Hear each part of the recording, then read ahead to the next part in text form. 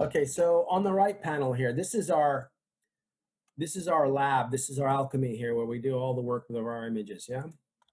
You'll see that the first module is the histogram.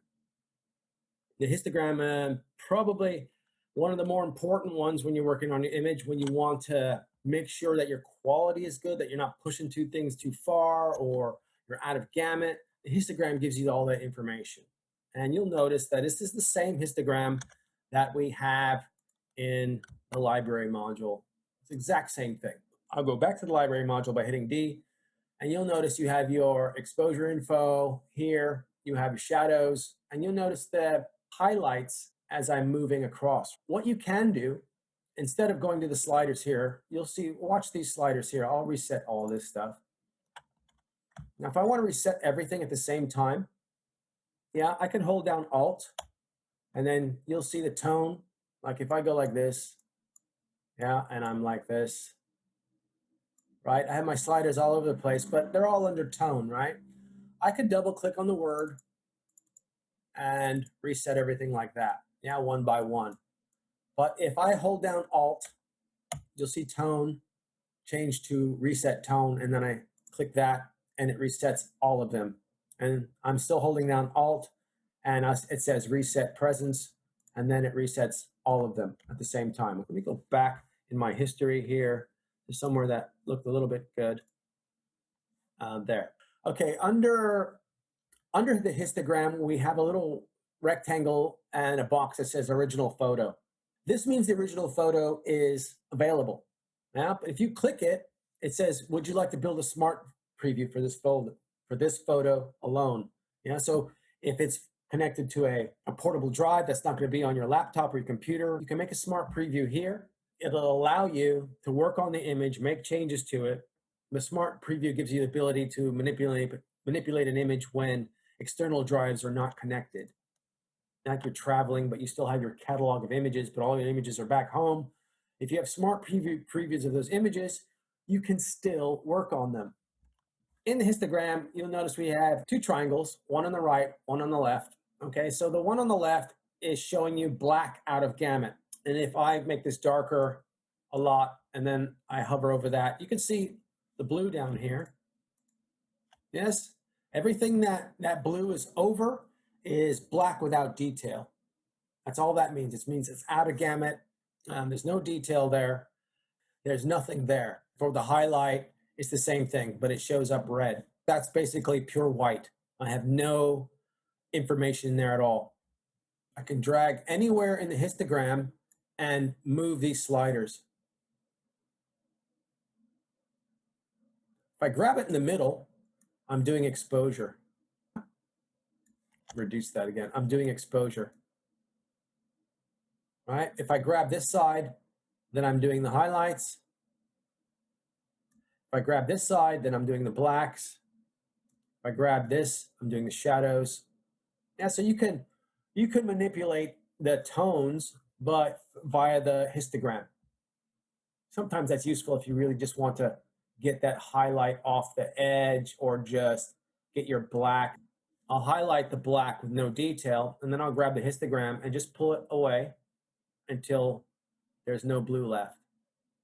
In the basic tab, we have color and black and white. So if you wanted to quickly see the highlights, the out of gamut colors with the blacks and the whites, you can click on this and it will permanently put it on. Or you can just hover over it for a temporary viewing of what's out of gamut. If I drag that over more, you're going to see more and more of the image become pure white. Under the histogram, we have the tools, and we have the crop tool, or the spot removal tool. We have red eye reduction. We have graduated filters, radial filters, and we have the brush tool. I do encourage you to use them as much as you can because these are what make digital photography like you're in the darkroom. These tools here, your dodging and burning, your gradations, your printing skills are all in the tools here. This is what the analog darkroom has turned into, a bar with 6 symbols. Okay, so the first one is the crop tool. That's just like it says on the tin, it's a crop tool. You can lock your ratio here You can pick your ratios here. You can enter custom ratios. If I wanted to go 2:1, there's a 2:1 ratio, right? So it'll default there. My 1:1 square. And you can drag the image and make the crop as you see fit. So R is crop, okay? And if you ever want to, if you make a funny crop, if you unlock this, you make a funny kind of ratio, you don't like it, you can always come up to where it says custom and say as shot, and that's going to come back basically reset to what your camera was framed as, okay? And you have a button down here once you can hit enter, or you can just hit done down here. Now, if you right click on the image while you're in crop, you can reset the crop. Crop is shot, crop to the same aspect ratio, right? So that's this tool here, the aspect ratio. So if I grab that and draw a box, then I can just, I can just make it like that. So you can draw it instead of pulling the markers, like this. Not something I use a lot. I just prefer the handles on the frames. An angle is if you want to grab this tool and get your horizon straight, you can put that there and it will always reset it to a 0 angle, 0 degrees. That's what this crop tool does. So if I put that back and rotate this a bit like so, and then grab this tool, the angle tool, and then draw my horizon line again, like there, it's just going to straighten out the image. That's what it wants to do, straighten it out. And you also have down here on the tool overlay, you also have auto, always, and never. If I go auto, then it's just going to show when I'm using it. If I say never, then it's not going to put the grid on there. Or always, it's always going to show the lines, okay? I kind of like that whole thing with never showing the grid because I don't really use that. That's actually quite nice. Never used it on that setting. All right, so that's the crop tool. Next to the crop tool, we have spot removal tool, and that's Q on your keyboard. And so spot removal tool is, let me go to a new image because something I know there's some dirt spots here. Using that combination of the space bar to magnify, yeah, space bar will give you the zoom icon. I can have a tool, hit the space bar, and I get the zoom icon, and then click, and it will take me to wherever I click. And I see I have something dirty on my sensor there. So I have my spot removal brush size, the feather, and the opacity. Now, if I have this opacity at 10%, and then I click on it once, it's not going to get rid of it. It only got rid of 10% of it, and I don't want to do that. I want my spots to be gone, so I want that always at 100%, and then I click, and then it takes it away. Something I have been doing recently is having it on never, because I think it defaults to always. If you have a bunch of spots here all over your image, I'm going to do that in a minute, and then you come in here and you had something right next to this one, Lightroom will let you move that, but you don't really want to move it. You can move either one of these, right? So I can grab it and make it bigger or smaller. Let me just select this one, show you for example. So I'm gonna come up here and delete this one. So each time you use spot removal, you get a pin. You can select it and hit delete, and it'll come back. It's just masking what you've covered, right? So if I click on this one, you'll see that Lightroom has sampled from this area. This is the actual spot with the plus sign in it. You can see it there. And the sample area doesn't have the plus sign. Now you can use / if you don't like where Lightroom has chosen the sample from, you can grab this and move it. There's a lot of gray sky, so it's not really hard for Lightroom, but sometimes it goes to the wrong spot, right? And you can move it manually, or you can hit / and Lightroom will choose different spots. Yeah, that's the / key. And then it'll come back to the original eventually. There you go. So that's really handy if you want to toggle through all different kind of selection points. Now, what I was saying about this tool overlay, right? Say there is a spot here, but it's overlapping a little bit, and you'll notice as soon as I get to that line, I can't really get close enough because I get the other cursor. So the way to fix that is to say never. I don't ever want to see my spots. I don't see any of them now, right? So I can continue clicking around there. I can click here, I can click there like this and make all those, and you won't see any of the pins. Now, if I go back to always, I'm going to have a bunch of pins there. I don't want any of them, but as an example, right? And then you can always have, you can have just the selected one show. I usually just have auto. So if I'm doing heavy work, I put it on never. If it's light work, it's just auto. So when I come over here, right? So when I come over to the panel, I hover over the panel, all my pins disappear. And then as soon as I come back to the screen, they reappear. So I'm going to go back to history, see all my spot removal things I put there. And I'm just going to I'm going to go to the very first one. I'm not sure how many history states you have. I think it's 50. I think you have 50. Lightroom can go back 50 steps and then it recycles. I'm not sure. I wouldn't be surprised if it was more, but it shouldn't be less than that. Spot removal tool also has clone and heal. Okay, so how this works is you'll notice you have the heal and the clone. So the heal is just for healing little spots. If I just wanted to click on that and get it out of there, right? If I had a hair or something more that required more work, I could use the clone aspect and make lines like this, and it will work a little bit better, yeah? And you can also hit the / and move that around if the selection's not good. Now, another really cool feature of the spot removal tool is visualize spots. Now, this is A on your keyboard. So let me get rid of all my spot removals. We'll go back to import. And you see the dot there. And if I hit A, or check the box, visualize spots, and then you can see it there. And what this is just an easier way to see spots on your image. And you have this slider that adjusts the contrast and some other stuff it does. Like I have one big spot I can see there, and I can get the tool and I can click, go to heal, and just click that and it's gone. I see some other arcs here. Here's another one, right? And I see some that are very faded. Move that there. Get that out of my way real quick. I have some that are faded there.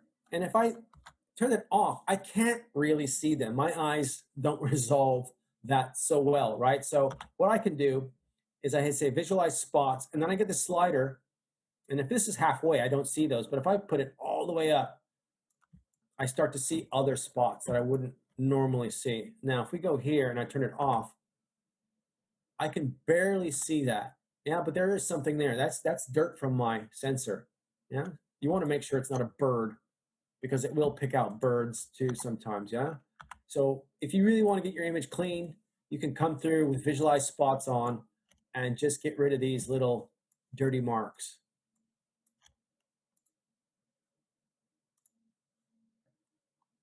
I'll turn that off if you don't really see this, but if you invert the image, you would see. I think it's because it's bright, you can't really see so much. There's not enough contrast, but that visualize spots is really, really handy. All right, so we have red eye removal. I have never once used this. This is for if you have on-camera flash and someone's pupil is looking red, you can put that on them, on their eye, click it right in the cornea, and it should get rid of that red. And then we have graduated filters. Now, graduated filters are generally used for big areas of the image, like sky or foreground. They're really simple. You just drag them any way you want. If you want it to go straight, you hold down Shift, and it'll level it out, okay? And also, if I hold Shift, and let me show you this, so you see better with the, if I hold down Alt while I'm dragging, yeah, it locks the middle bar where the pin is.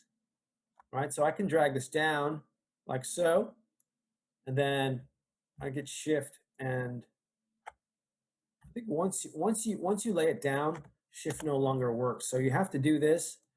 You have to hold shift as you're dragging, and then it'll level it out. Now I hold alt and get this bottom line. What it's going to do is this middle line is going to stay stationary, and it's just going to compress the gradation. So I've gone from 100% gradation all the way down to 0%, okay? If I hold alt again, I can spread out that gradation. It's a good way to do that. So say like I bring this all the way down to the water, the line there.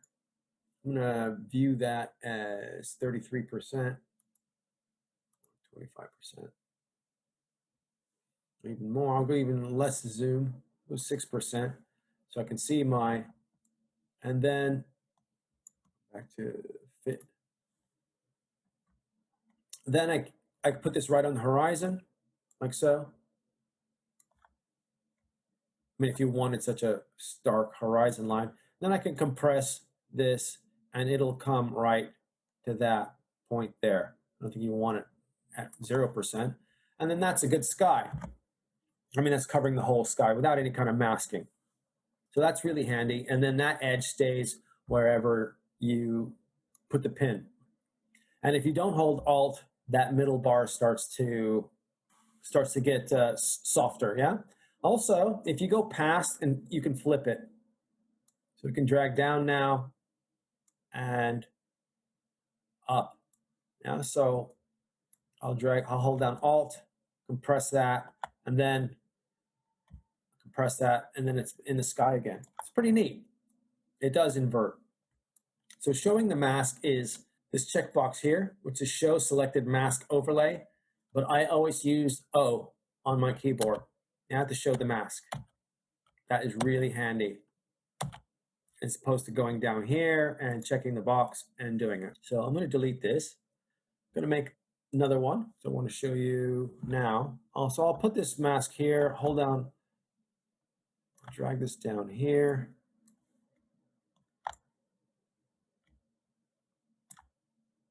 Just drag this down here, hold O so I can see what I'm doing. Say that's a good mask, okay?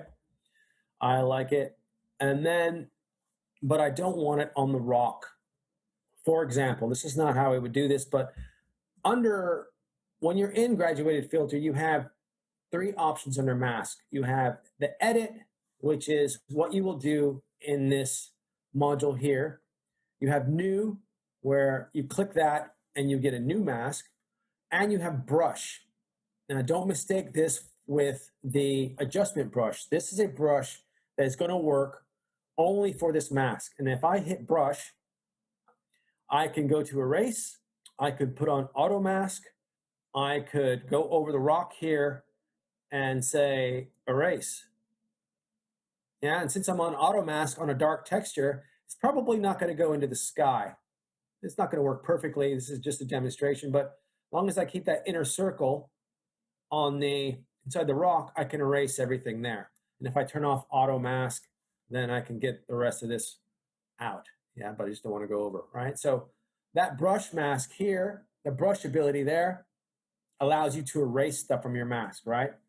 Because you still have your A brush, your B brush, and erase. Also, you have, if I go to A brush and I want to add something to this mask, I can go to my A brush and then say feather, and then add some to the mask. Oh, let me turn off auto mask, and then add some to the mask, yeah? Say if I want it like that. So now if I move, but note when I move this, yeah, it's not part of the gradated filter, yeah? It's just adding more to the masking without adding it to the gradated filter. But you can go here and erase from the gradated filter, you know, like so, and then move. Yeah, so it's very stationary, everything you do. It doesn't move with the mask, but you can manipulate it. Once you erase that, I deleted that mask, and all the changes I've made go with it, okay? So let me do that one more time. Bring that down. And I want to show you, I'm going to show you the range masks here in this image now. And this applies to all the tools, okay? And this is really important when you want to do a lot of masking. Okay, so I've got my mask here, but I want it just for the sky, and I want the rock out.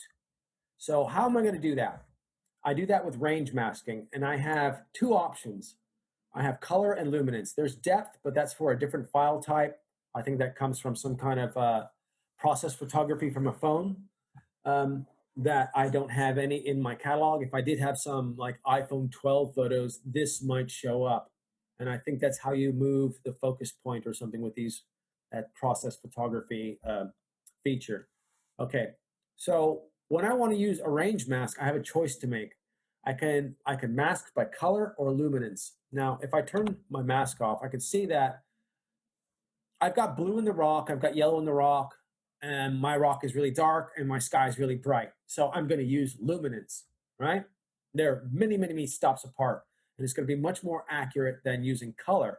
So I'll turn this back on by hitting O, and I'll choose luminance. And then once I choose luminance, I get a few more options that pop up. I get an eyedropper, I get a range, and I get smoothness. And I also get show luminance mask checkbox, right? So what I want to do, I'm going to hit O.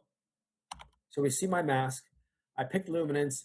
And what I want is I pick the eyedropper and I say, I just want, you ask yourself, I just want this to be masked off and nothing else. So if I click here in the sky somewhere, it should take it right off the rock. Yeah? And you can see that it's not perfect. If I toggle that again, you see it's not perfect. So I can retry over here, or I can retry over here, right? It's not doing a brilliant job of getting just the sky because I have a gradation in the sky. If I click just here, yeah, it's getting a lot of the sky, right? So how I adjust that, usually put it on show luminance mask, and then I adjust. So show luminance mask will make it a black and white image, take out all the color so you can just see the red and your image. And you have the range and the smoothness.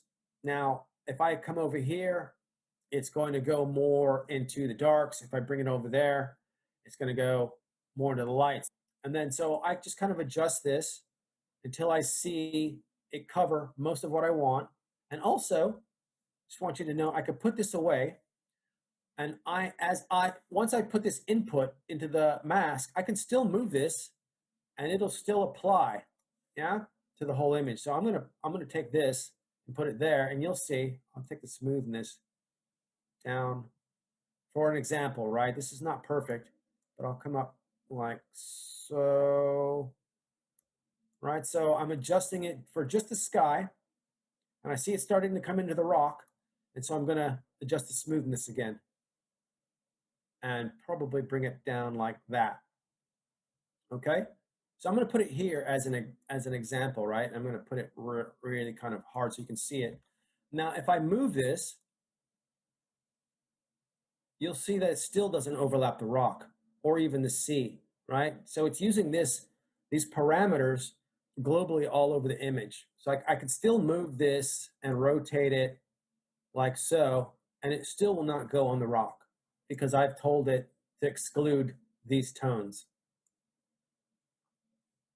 Okay. Yeah, let's try on a color image. So let me get this image here. Go back to develop module. I'm going to go back to the gradated filter and put one all the way across the image. Yeah, I'm even going to bring this down here so it's on the whole image, right? Now, I'm going to mask this by color now. And if I turn this off, yeah, I've got this kind of aqua blue there. And I want to mask off, let me see what would be easier. I want to mask off the aqua blue, right? It's pretty uniform. It's like a nice background. So I picked color as opposed to, I suppose I could have picked, no. If I wanted to get all the glass and none of the shells, I'm definitely going to pick color. Yeah, because the shells are yellow and the glass is blue. So color is my choice here. Yeah, so I'm going to grab the eyedropper I'll show you, I'll put this mask back up. I'm gonna click in the blue, yeah? And the thing about the color option, right? You can add more than one point. You can see how some of the blue is not included. So if I hold shift, I can click and I can get more of the blue. I think I pretty much got it all there. Yeah, so if you hold down shift, you can grab more than one point. And then unlike luminance, you only have one option here, and that's just amount. So it's just color filtering. If I drag it all the way up to 100, you can see that it's added all the yellow too, but as I drag it down, it starts to take out all the other colors in the mask. And I can always go back, still have my eyedropper, I can always go back, hold down shift, and try to add more blue. Everything that's blue, I want to include. And then that's my mask. So I'll turn it off. There it is. Right? That's a pretty good mask. And a good way to see the edges on your mask is to, let me put that away. 1-to-1, 100%, right? Is to look at the edges and adjust this. And that can help you get a better quality of image, right? Not in this particular shot, but it works well for finding bad edges and artifacts.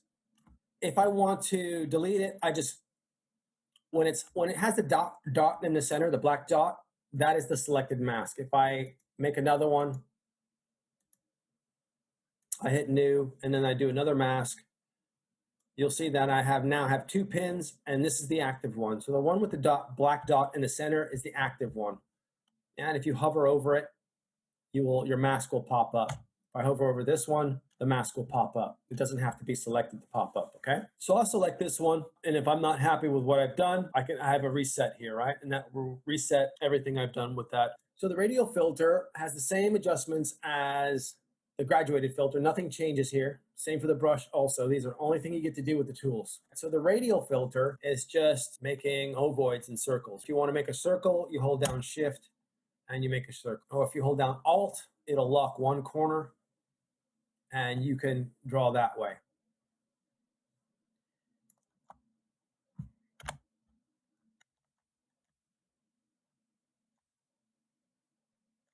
Shift alt will drag from the corner. Let me start from the bottom of this jewel here, and if I hold shift alt, then that's where my circle starts, like that. So the radial filters are for nice little areas, and you have your points here where you can adjust the size, which is the white squares. You can rotate it at any time from anywhere on the frame. So if I collapse this, and then you get that rotating cursor, right? And you can, I'll show you, I'm gonna hit O so you can see the mask. So the mask is outside my subject here. And if I select that and I go minus, you'll see that the mask is being applied to the outside. So to change that, I have to hit invert, and then it goes inside. So now I've got the mask inside, and the radial filter is the only one where you can feather after the mask is done. Well, I won't say the only one, but you have a feather option after the mask has been put down, which is kind of a neat feature. You can also adjust the feather on the graded filter, but you don't actually get a slider you have to do that manually, where here you've got a slider, you can kind of do it with the slider. I suppose they're both manual. Another cool thing about the radial tools is you can right click on them and say duplicate, and it'll double up on whatever's there, but you can just move it, readjust the size, and then I have another little highlight here, right? Get my feather out there a little bit more. I select this one and get the feather out more. Yeah, so I can grab that, duplicate it again, and move it on to the next one. And this, I usually just use this for little areas of highlights or something like that. I'll grab that again, duplicate it, move it to this one. Maybe make that look like it's a little glowing. Rotate it like so. And then there you are, right? So there's 4 radial filters. And if I want to see what I've done, Lightroom only gives you the option of toggling everything, all the tool masks on and off here. If you want to not toggle everything that you've done to the image, like contrast globally and stuff, all your effects or your masking effects are here. And this will apply to all the tools, not just the one separately. With the radial filters, you also have range masks of color and luminance that work just like they do for the other tools.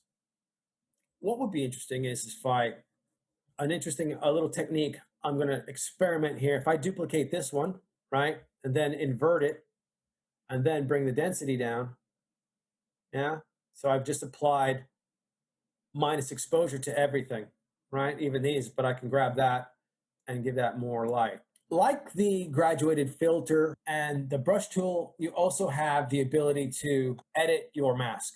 So if I grab this one here, I turn it on, I have a brush here, and I have my brush options, A brush, B brush, and erase.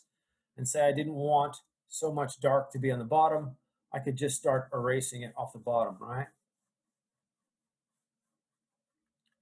Like so. And I'm actually just editing this radial mask that's inverted. So if it's too dark over here, I could just kind of erase it like that. I'm going to go back and I'm going to go to this one. And I'm going to explain to you with the brush tool. I'll explain the brush tool and then I'll get to the auto mask. Okay, so with the brush tool, we have two brushes. So you can make a brush A.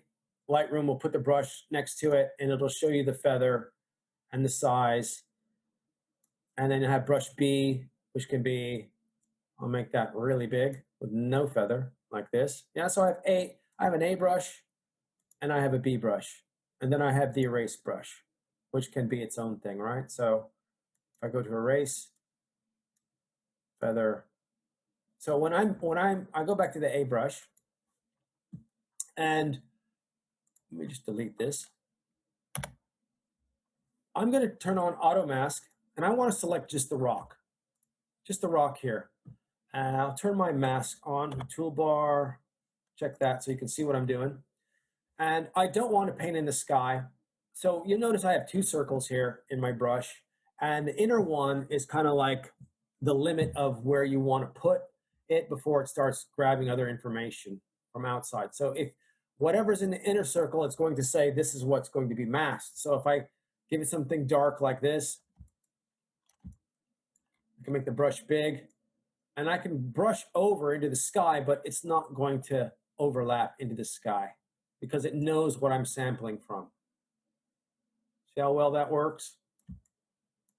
But when I get down here to the water there, I'm going to need a bit more careful now because the tones start to change there. See the tones start to change. If I come up here, you can see some of the parts that it missed. Yeah, these dark areas here. That's because the auto mask thinks that that probably doesn't need to be masked off. So I'm going to put this here, and this is a really contrasty edge, so it's pretty easy to make a mask from that. But as soon as I'm done with this, I'll go back, turn off auto mask, and then paint this stuff in. I mean, that's not too much to ask considering it made such a nice mask for me, right? So that's what auto mask will do. It'll just make images high contrast, really easy to isolate.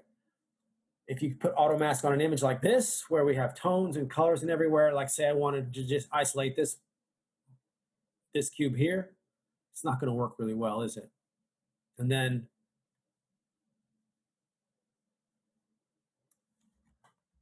turn that off, and then you'll see, yeah, masked it out pretty good, actually. I suppose it's all pretty common. But if I went from here into the, pick a better example. Yeah, so this is easy to auto mask out, right? The white. And then if I come over to this rock here, it's going to have a little bit more trouble with the edges because there's not so much contrast around the edges. So you have to be careful there.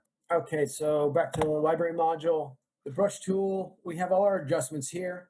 So if you're brushing and you want a new one, you've got to hit new. You can't have this active, yeah, and then draw over here because that will be part of this mask. Let me just put these always on here so you can see here. So you notice I don't get a new pin. Yeah, when this is active and I go over here, I don't get a new pin. But if it's not active, I have another one here, right? As soon as I click new, that I'll get a new pin. But if I go over here while this is active, this is going to become part of this pin. Yeah, and I can prove that by hitting O, turning the mask layer off, and it doesn't have to be connected. Don't get confused with that, all right? I'm going to cover what all these are when I get to the basic module, not here in the tools. Now, let me see if I can do this with the tone curve. I'm going to flatten this out a bit. Yeah, I'm going to flatten that out so we get a nice grayish background. Okay.